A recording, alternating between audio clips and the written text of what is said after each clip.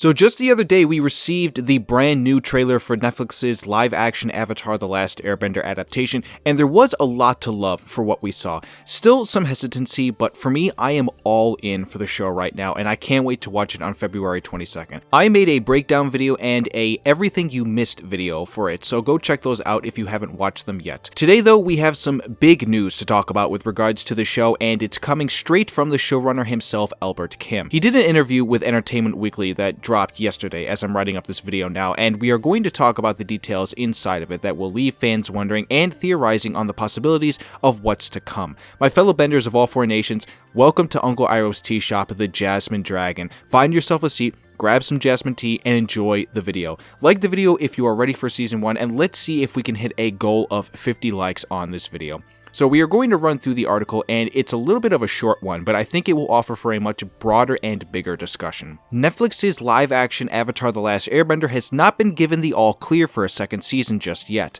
and some of the creative, quite frankly, don't seem to have room in their brains to even think about that. The behind-the-scenes team is preoccupied with finishing up the Season 1 episodes before the February 22nd premiere date. There is still a lot of work that has to be done, and it's a race to the finish line at this point, showrunner Albert Kim tells EW. So right now, that is all I am consumed with. I don't want to think about tomorrow yet.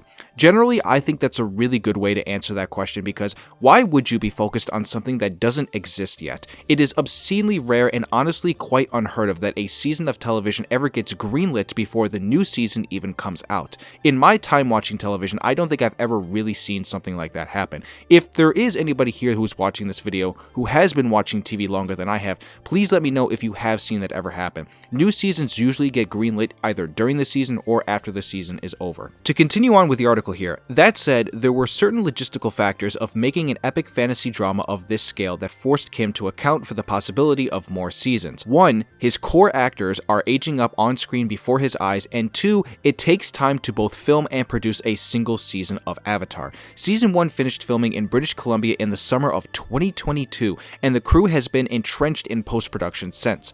Gordon Cormier, who stars as Aang, auditioned for the part at the age of 11 and is now 14.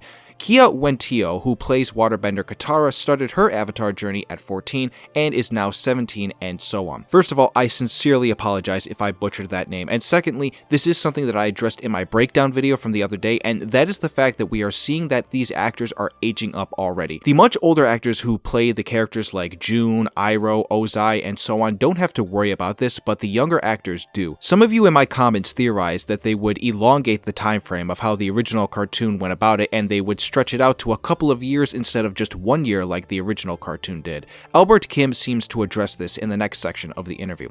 All 3 seasons of the animated series essentially take place in the course of 1 calendar year, Kim says of the original Nickelodeon animated show. There was no way we could do that, so we had to design the first season especially to accommodate the possibility of some time elapsing between the first and the second season. Part of that strategy involves Sozin's Comet, which fans of the original series are already familiar with, and newbies can spot cutting across the night sky in the trailers. The comet was their ticking clock, Kim explains. We removed that particular ticking clock from our show for now because we couldn't know exactly how old our actors would be for the subsequent seasons. We definitely thought about that going into season 1 so that we can accommodate for puberty, adolescence, time passing, all those fun things that happen to real-life human beings that don't happen to animated characters. Perhaps it is something Kim and his team can revisit in a future season, but first things first, finish season 1 and see how viewers respond to it. And that right there, ladies and gentlemen, is a confirmation, if not a premonition, to what's going to come in the future. Again, a lot of you spoke to this in my comment section the other day in my videos, and this is seemingly confirming what you all mentioned. Now, the bigger question that we all have and to ask ourselves is this: how do we feel about this? Also, to that point, is this the particular thing that maybe set up the creative differences between the original creators and the people at Netflix? We still don't know the confirmed reason as to why they left because of those creative differences, and maybe this could be one of the big reasons why. They probably saw that this was going to be a thing, and they felt that it was not right to go about this. They might have wanted to have kept the feeling of us following these characters as kids versus us following them as older people. A lot of people don't don't realize this, but the plot point in the original cartoon about the fact that it took place in one calendar year was a pretty big deal. It's most certainly not as big as following the characters, specifically Aang, as he goes on his journey to learn all the elements, but it is a big factor given the circumstances of the world that he was living in at the time when everyone was divisive with each other and at war with the Fire Nation. This confirmation of the fact that they might be elongating the time frame of which he has to fight Ozai when Sozin's comet comes around could split some fans up, but it might not. It could potentially make the story more interesting, if anything. I remember seeing somebody in my comments, and I can't remember who it was, that mentioned the idea that if they were to split up the time frame, that they could maybe go down the route of when at the end of book 2, when Aang gets put into a coma, that he ends up waking up a year or so later, and that could explain the aging of the actors. In the original cartoon, he was only stuck in a coma for a few weeks, but here in the live action version, they could maybe extend that a little more.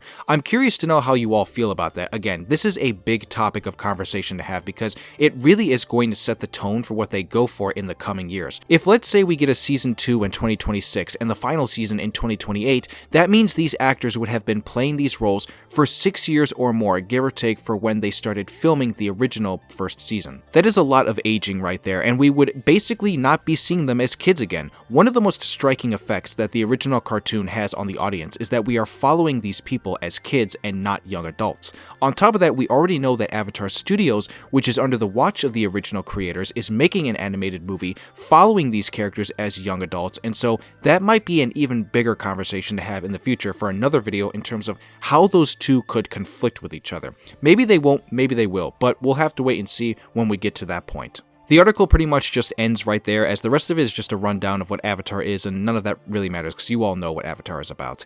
In terms of other news, weirdly enough, again, as I'm writing up this video, we also just got posters for Azula, Zhao, Ozai, and Iroh, basically just the accumulation of the Fire Nation.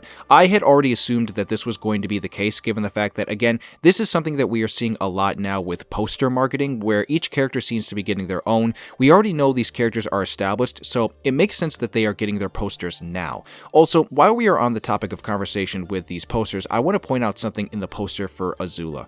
Some of you have been curious to know if she's going to be firebending or not, and while we haven't seen anything to confirm that she won't be, I think this poster might as well confirm it that she will be. She is in a stance that is very familiar to the people who know the cartoon well. The thing that she's doing with her fingers on her right hand is very much to her character from the cartoon when she bends. So in my opinion, this might be a confirmation that she is still bending, because I know some people are worried about that, so we'll just have to wait and see about that as well. I do think that there is not much else to discuss here. I might come out with another video in the coming days talking about a specific topic of conversation that I feel might need to be addressed with regards to the fact that this is, after all, a Netflix adaptation of the show versus any other streamer adapting it. The video will talk more about the whole binge versus weekly release thing, as I do feel that's an important thing to discuss, so be sure to stay around for when I put up that video. If you guys did enjoy this video, however, and this breakdown of this news piece that we got from the showrunner for the live action adaptation, be sure to drop your comments down below giving me all your thoughts. Again, this is a pretty big discussion to have and a conversation that we all need to be talking about, and so I want to hear what you will have to say, and please do it respectfully.